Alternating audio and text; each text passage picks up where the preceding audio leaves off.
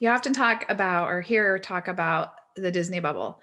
And so today we're going to talk about the things you should know before you enter that bubble, before you go to Disney, terms and policies and things that will help make your trip to Disney a little bit more enjoyable. This is episode 17. I'm Soraya. I'm Aurora. And together we're just your average Disney travelers.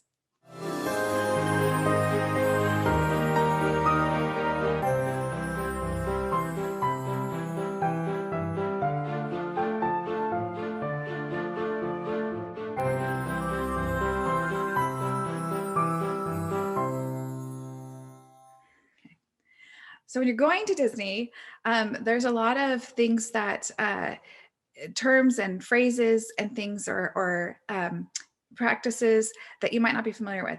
And it's always nice to become familiar with them before you arrive. So that way you're not kind of behind the eight ball. You're able to start out with a familiarity of the things that are going on, what other people are already aware of, so that you get your best chance at making the best of your time and understanding what's going on. Because it's really easy. It's very overwhelming sometimes getting to the parks. There's just so much. It is like its own world or land. And so it's kind of nice to just have a little bit more of that insight and understanding before you even get there. So that's what we're going to talk about. So what are the things that you should know before you go to the Disney parks? And most of these apply to both parks. There are going to be occasional differences, and we'll talk about those. There's also a few things right now that because of the pandemic either aren't being put into practice or we don't know how exactly they will be used or utilized once the pandemic has passed and we're back to quote unquote normal. But in general, these are things that you should be aware of, familiar with. And if you, we plan to do more episodes in the future on some of these where you'll get more information, but even just doing a little bit of your own research will help you if you're happening to have a trip before we get to that. So let's start. Rory, what's the first thing? So cast members. Every Disney employee they're called cast members. Yeah. Yeah. So, all of them. Yeah. Like even the janitors. Yep, everybody is a cast member. Which is kind of cool. Yeah. Do you know why? Because. Why they're called cast members? I'm pretty sure I know why. I just can't put it into words. So Walt just wanted it to be where everyone felt like they were part of the show. There isn't a single individual that is at Disney, that works at Disney, that is not part of the production. That's not part of making your experience as a guest the best it can be. And so even the behind the scenes, the people you don't ever get to see, they are still cast members, just like you were in a play or a show. Yeah. You're a part of the cast. And so if you're cleaning the bathrooms, you're a cast member. If you're helping people onto the rides, you're a cast member. If you're giving a tour, you're a cast member. But every single person is a cast member. And so what should we know about the cast members? Well, you should be very kind to them and talk to them, like get to know them a bit. And like real people? Yeah. They're a real boy or girl. Anyways, yeah. So I think that it's important to realize that this is their job. And sometimes it's not easy. They have to deal with hundreds and thousands of people every day. They're out in the elements. So it might be a rainy day or it might be an extremely hot day and they have to be out in it. And they are being paid to be there, but they are really at the mercy of their environment. And so much of it is beyond Disney's control even, because it's like I said, all these guests that have personalities and expectations and demands. And sometimes people are downright rude and disrespectful and inconsiderate.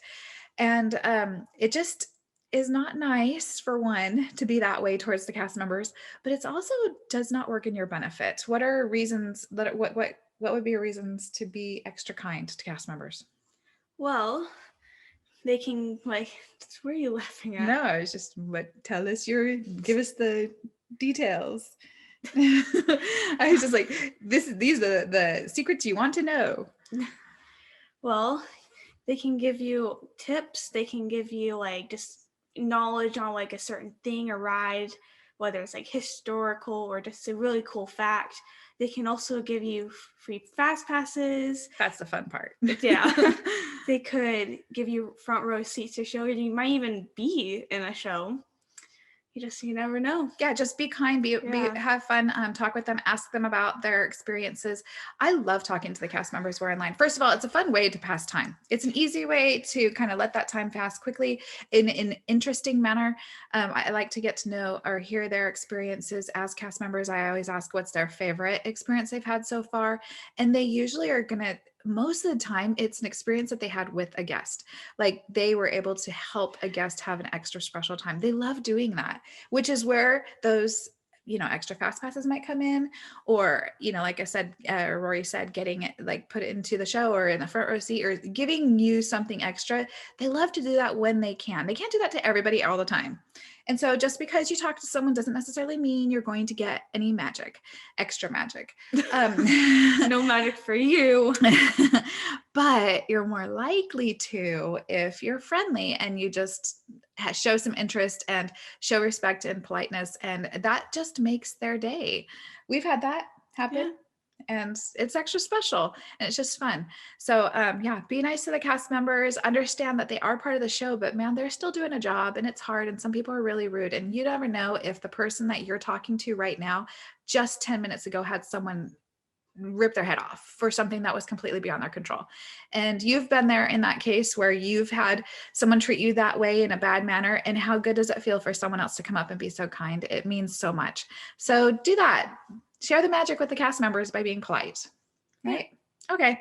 All right. So next thing that you're going to want to know, and we've talked about this before, is that the Disney parks do have apps that you want to download before you get there.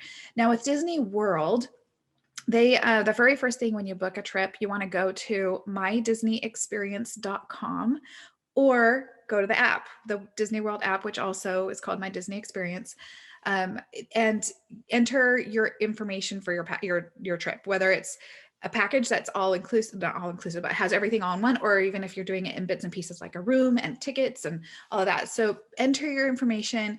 And once you've got your stuff going, you'll have access to being able to help personalize and plan for your trip. But also, like I said, this is good for Disneyland too, even though they don't have technically the same exact program with My Disney Experience. You still have access to things like maps and wait times. And I always feel like it's smart, if you have the time and can, a week or two before your trip, to start looking at those wait times and get an idea of what the patterns are, what time of day the lines get, the more long or short or whatever, so that you can go kind of with the plan already. You have expectations that are realistic already.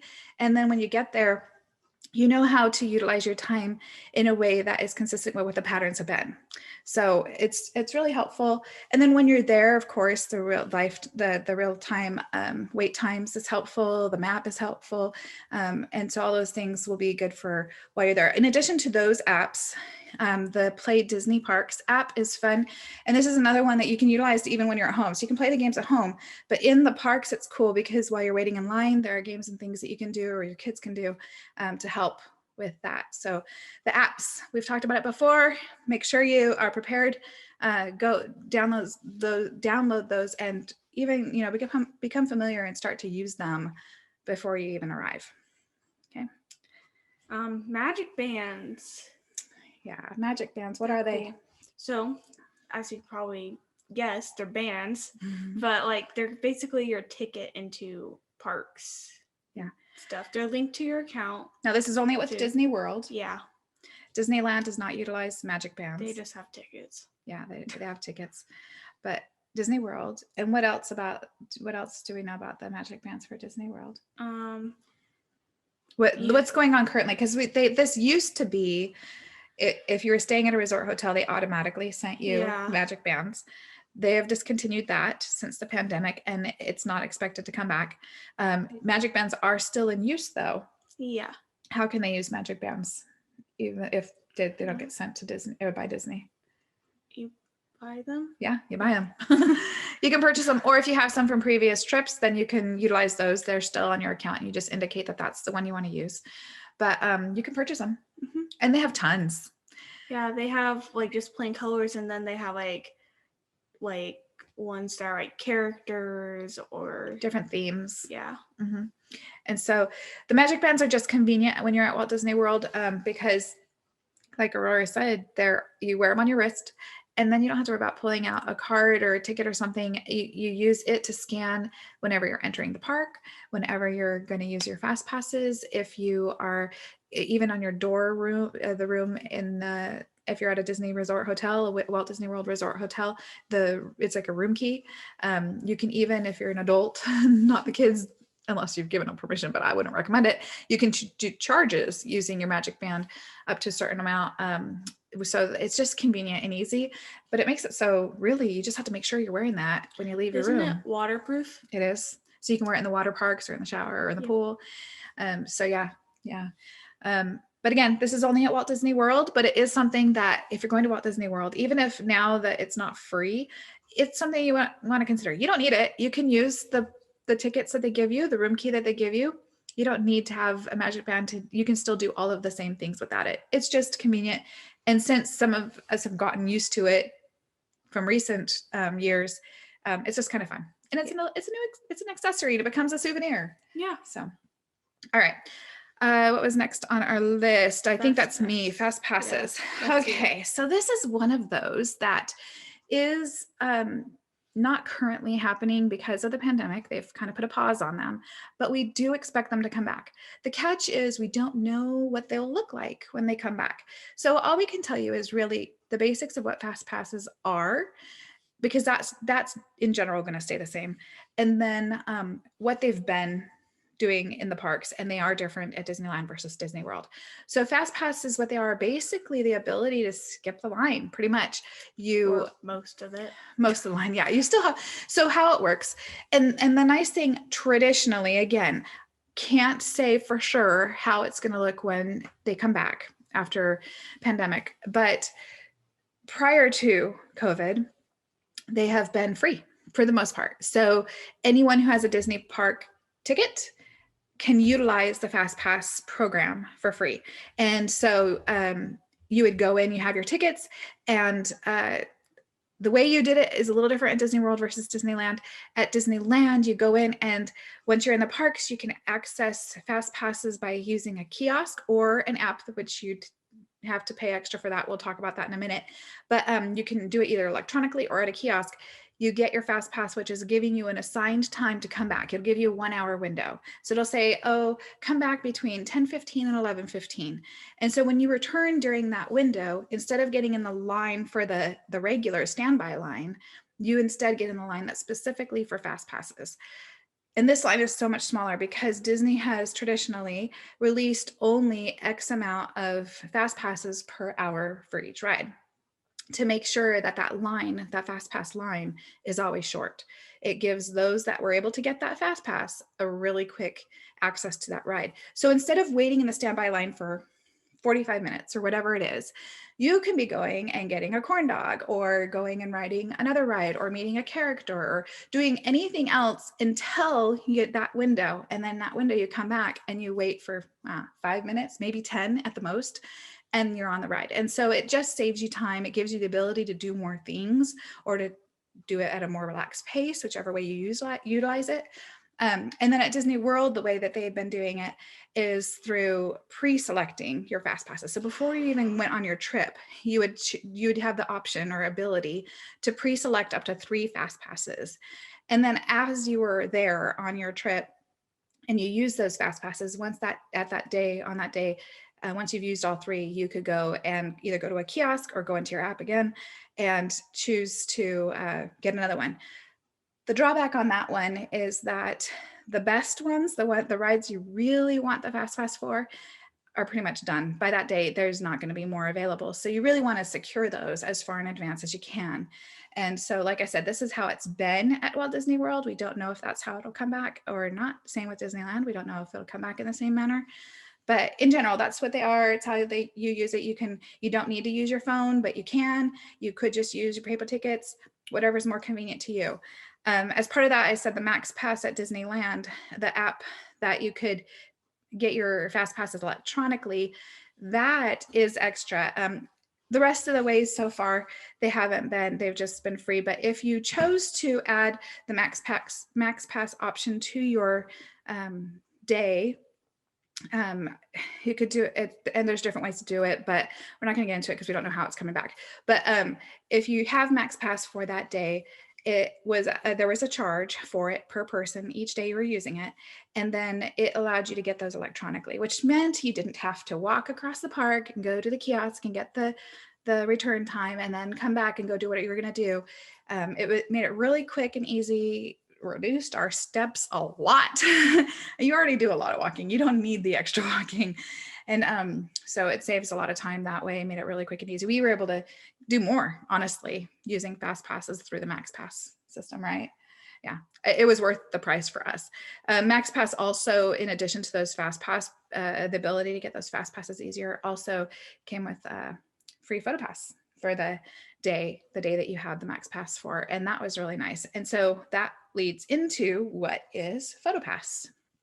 So PhotoPass was the way that, it has been the way that Disney that takes their pictures. So you will have some rides that have the photo option. You've seen probably pictures of people on rides. Those are done by their PhotoPass for the rides. They also have individuals, photographers, that are on the ground at different locations throughout the parks taking pictures for people. And that was also part of PhotoPass. And generally, when you get FastPass or PhotoPass, it does get linked onto your, if you have your app, then they can sync it to your app.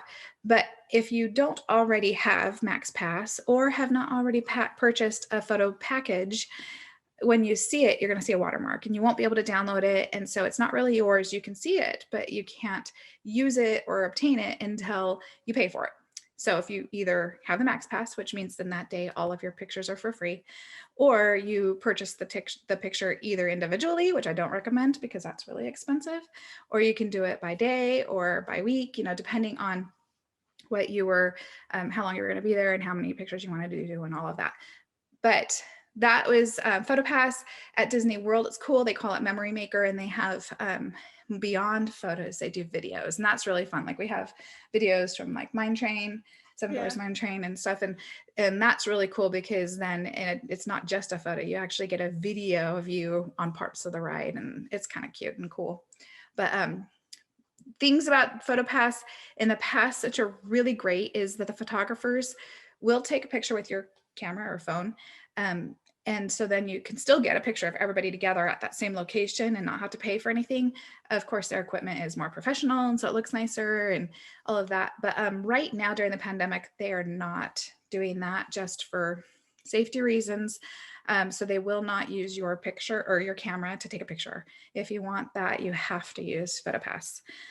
Don't know if that's going to go back to the way it has been or not. So we'll have to wait and see for that.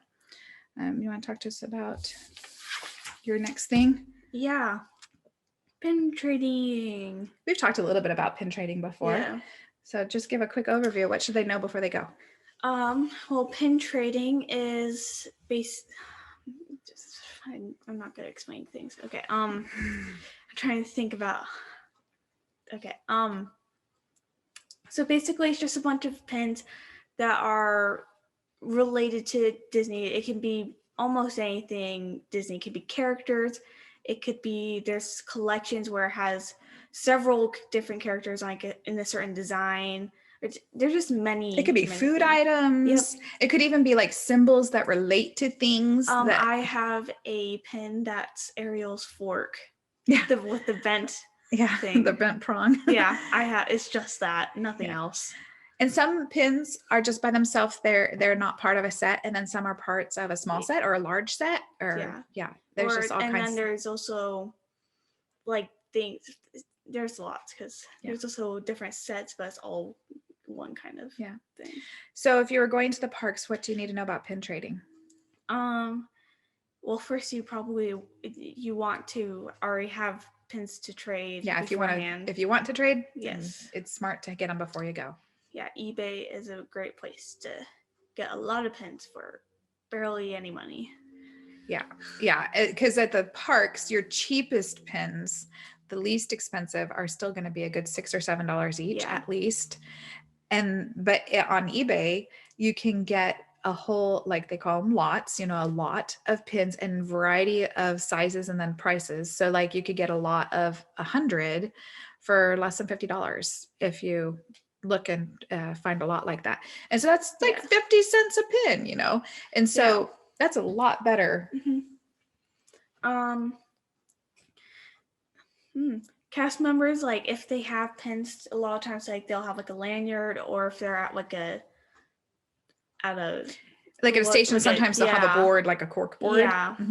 And like if you come up to them wanting to trade, they have to trade with you, like with that whatever pins they have.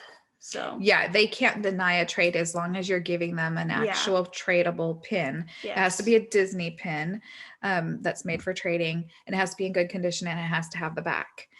Although most of the time, a lot of times, especially on the cork boards, because they're not using the backs at the time, you just keep your back and you put it onto the new pin. So it just kind of depends. But in general, it has to be a tradable pin, and they have to, and they can't be picky. They can't say, oh, well, that's not good enough for the pin you want. They're not snobby about it, because they're not really theirs anyways. They're the parks. Welcoming, to it. Yeah. So give them the worst pin you have, the one that you like the least, the one you can't wait to get rid of, and take the best one that they've got, because that's the whole point of it. Yeah. So anyways, Rory likes pin trading. I have lots. Yep. She really enjoys it. And that's a fun. And what's cool is they do become souvenirs. The ones that she likes the best, she takes out of her trading collection and has them on her wall. Like she has boards and stuff in her room. My cork board is covered in pins, and that's not even like all of my pins that I'm saving. Yeah. There's lots of different fun things you can do with them once you've decided to keep them, but that's a completely different story. But anyhow, pin trading is a lot of fun. It's another fun way to pass time while you're in lines. If there's a cast member nearby, we've occasionally had other guests approach us about pin trading, especially waiting in line, but those are a little trickier because usually they're going to be a little more picky because they're now not cast members. They do not have to trade. And so it's only, it's totally voluntary and optional on both sides. You don't have to accept a trade if you don't want to, and they don't either. And so, but a lot of times when people are kind of getting into that pin trading more and more, they only take the ones that they're willing to trade with them. And then they keep the ones they want to keep in a safe place where no one sees them. And so that way there's no mistake about accidentally getting something traded or someone wanting one that you're not willing to trade or things like that. Yeah. So, yeah. Okay. Another thing that we should talk about, and it's important to know, we've mentioned this before, every single park has a first aid station. And this is just one of those, like, the mom and me, you have to bring it up and you should know.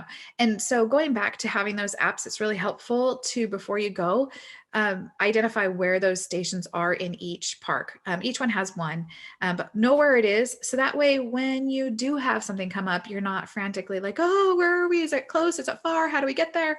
Already have an idea of where it's at. Be familiar enough with that, at least the general area, so you can start getting into that direction. And, if all else fails, grab the closest cast member, say, my son just fell and scraped his knee, or I have a headache, I need to go to the first aid station. Can you point me in the right direction? Whatever. And they will. And these first aid stations are great because they can really help with any of those everyday common things. Like I said, falling and getting a cut or a scrape, having, like I said, pain issues, colds, sunburns, all of these, even if you just need a cold place, like if you're starting to feel a heat stroke coming on or something, if someone's just needing to get out, get them in there sitting down, get some cold water. They do have medication that they can give, bandages, things like that. You do have to sign. I think you might need to show your ID. I can't remember. We've used this at least twice that I can think of.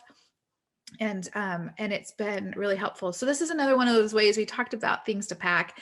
And this is one of those ways where you can kind of keep that down a little bit. You don't necessarily need to bring everything in the parks because they do have the ability to help you with those things. But yeah, so be familiar with where it is before you get there. That'll help you a lot if you have to use it. It's just a comfort to know. And along with that, and I forgot to put this on the list, but the same thing about the infant stations, that each park also has a place for you to go if you have a little baby, to change diapers, to even breastfeed or give a bottle. Right now during the pandemic, it is a little bit less open than it used to be. It used to be like you could literally just let your baby chill there, and they had toys and extra rattles and things like that. You could just let them crawl on the floor and play and take a break from being outside. Right now, they're not doing that part of it, but obviously for the changing, for the feeding, those necessity things, it's a place that's quiet and out of the way, and just a little bit nicer to do that with your little baby, or even young toddlers. So again, look up that, where that is located on the map. So that way you know how to access that. Okay, what's next? Child swap. What's child swap? Yay. It's got different names. Yeah. Child swap. Baby swap, parent swap, or rider switch. Yeah, you might hear different forms of it, but basically, what is it? So if you have like a kid who's like too young to go on a ride, or just doesn't want to go on a ride, then if they're not young enough, old enough, if they're not old enough to like Be left alone. Yeah, then like someone would stay and like watch over them, and then when one of the parents or Yeah. older siblings, somebody in your group stays. Yeah. And so everyone else will go on the ride, and when they come back, someone would switch, and then they don't have to get back in line. They can automatically just go on to the ride. So essentially your whole group is only waiting one time, Yeah. and then you're getting to ride back to back. So you just take turns who's sitting out with the child or children who cannot ride. Yeah. And that person can take about maybe one or two people with them. Yeah, and I think it's two, but I always Yeah. forget. We only have two kids, and so whenever we've needed to use it, only one. We only had one that still made it, and man, she liked that. Rory's older sister loved it when Rory was too young to go on some of the fun rides, the thrill rides, because that meant she got to ride it. She got to ride it back to back, once with dad, once with me. And so poor Rory would sit there and be waiting during both. But it is nice to not have to wait in that full line both times. You wait in the line once, and then the other person comes out and then switch and ride on, and then you go on to the next ride. So that's a definite benefit. What's the next one? Single rider lines, which they are not doing right now. Currently, they're not doing that. We're hoping they'll come back. We expect that they probably will. I really hope. Yeah, but what are they? So if you are not going to be with your group, whether like even if you are with the group and you're all going to ride, but you don't mind if you just go on it on your own, then there's this line that's only for individual people. So because often they will have like spots on a ride where it's just like one spot, so they'll go to single rider line and like put them in those spots to fill it up. And yeah, because so like say the car in the ride has a row for 4, and there's a group of 3, like me and Rory and Ryan are going to go, well, we take up 3, there's only one spot left. Yeah. So this is where they would utilize single rider line. They would say, oh, let's get from single rider line the one person to come sit with the Roser family, and now that all of the car is filled, and they will all get to ride, and it just helps make those single riders not have to wait in long line. It's an incentive for them, and it helps fill the ride and get everything moving faster.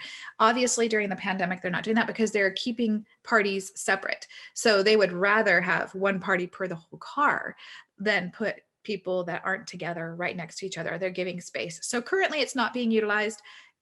I'm assuming will eventually come back, because eventually we're going to get back to where we're back to being packed in. But for now, they're not. And like Rory said, you don't have to, like, you could say your whole group says, well, we'll wait in the single rider line together. We realize we won't ride the ride together. We'll probably be in different cars, but it'll make it quicker than waiting in this hour-long standby line. Let's just take the 10-minute single rider line and get some through it rides, quicker. depending on what it is, it can go really fast. Yeah. So sometimes it's like hardly a wait at all. Yeah. And Rory loves this. Teenagers will love this. Once they're old enough to be able to do that on their own, they just love it, because sometimes us parents are kind of fuddy duddlies and want to sit and take a break, and they're like, no, I want to keep riding. Yeah.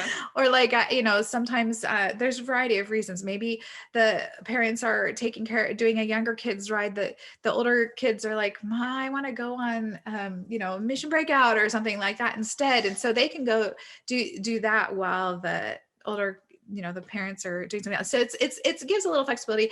I see, I think teens use it a lot, but also young adults use it a lot. Sometimes you'll see whole families, like I said, waiting together.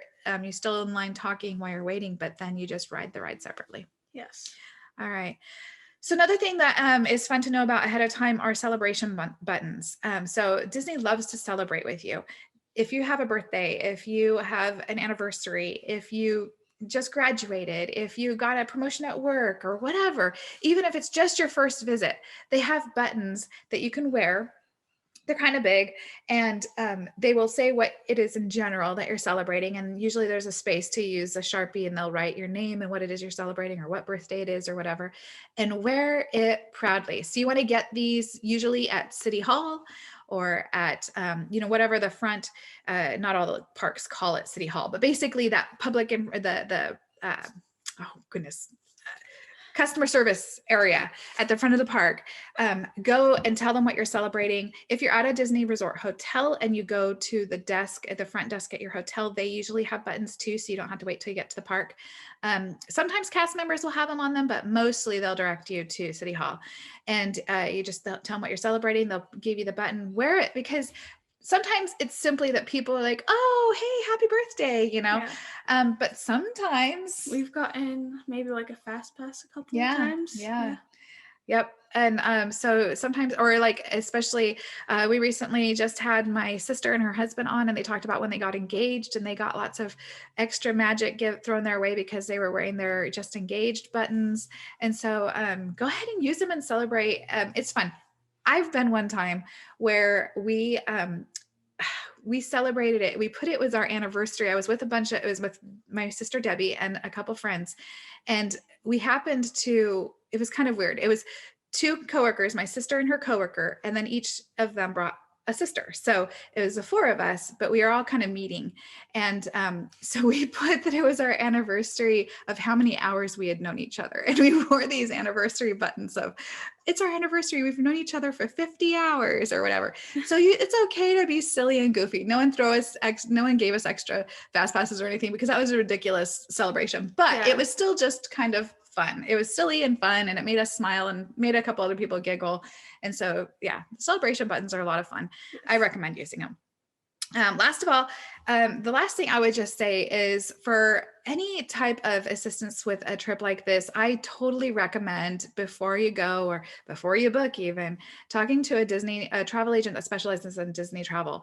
Book through them, and then they will be able to give you their services for free. They help with all of your planning. They can keep you up to date as all of these things are changing with the pandemic, how it's affected the parks and how people are attending and how these things are going. Like I said, with the fast passes, we don't know how it's going to come back. Those are things that they stay on top of. It's part of their job to know. They are supposed to be the experts. And so having someone like that helping you with your trip, even if you have been before plenty of times, just having someone that has your back and that you can ask last minute questions or get extra help with is so beneficial. And so I would totally recommend doing that. In the most cases, it doesn't cost you anything extra to book with a travel agent. Most of them don't charge a fee. They get paid commission from Disney once you've taken your trip. And this is a commission that is already built into the cost of your trip. So even if you didn't use a travel agent, you paid for it already. So you might as well get their services because the cost was already in the tickets. And so using a travel agent will really help you to know ahead of time what you need to know, like all of these things, but even more and in more detail, and specifically for right then when you're going, for that season, for that occasion, for just Disneyland opening up for the first time, whenever that happens, please be soon. But anyways, whatever the situation is, when a new ride opens, like when Galaxy's Edge opened, like what was their procedure for allowing people into the lands or allowing people onto the rides, and all of these things that if you don't know ahead of time, you're going to be disappointed, because you will arrive not realizing that you should have taken certain steps or you should have gone about it a different way. And because you didn't, you're not going to get to do it. And so all of these tricks and tips are so beneficial. And I absolutely recommend using a travel agent that can help you with those things. So look for someone that specializes in Disney, or if you're going on another vacation that specializes where you're going, always do that, because it's something that's only a win-win. So I recommend that. Anything else we want to add or talk about? No. All right. Well, a lot of these things, I think not every one of them, but some of these will go into further detail, especially when we see things come back, like those fast passes. They're so beneficial and can help so much with adding just how much you can do on your trip. And we don't know exactly how that's going to work once things are back to running like normal again. So when that does, I think we'll do another one that can really dive in deeper. And there may be a few others on here, but for the most part, hopefully that overview gives you at least enough information of what you want to research yourself. If you know you're going to want to use RideSwap, well then start doing some research about, find out how it works, which rides it works best on, which rides you don't need it on, and all that kind of stuff. But now you know it's available. Find out about it, So hopefully this list is helpful to you. And that's it. We are good for now. We'll see you next week. See you.